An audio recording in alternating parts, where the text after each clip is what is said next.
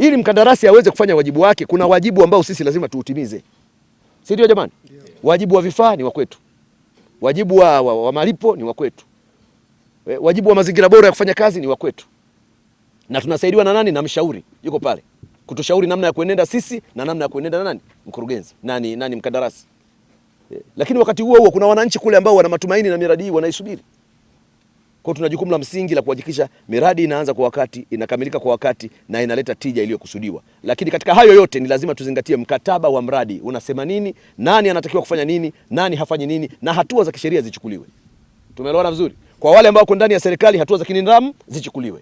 Isije kama mtu mmoja anachelewesha mradi wote huu kwa maamuzi tu, wakati tuna uwezo wa kumdhibiti, kumsimamia au kumwezesha akafanya wajibu wake vizuri na tukakamilisha mambo hayo vizuri. Kwa mwisho kabisa niwapongeze sana Halmashauri ya Manispaa ya Iringa kwa kuendelea kusimamia miradi hii. Niwatakie kila laheri wakandarasi waliopewa kazi hizi, lakini mwisho kabisa tuwahakikishie wananchi wa wilaya ya Iringa kwamba miradi hii inayotekelezwa katika Manispaa ya Iringa itasimamiwa, itakamilika na italeta tija iliyokusudiwa kwa maslahi na ustawi wa mji wetu. Kwa hiyo nawashukuruni sana na niwatakieni wakati mwema. Asante.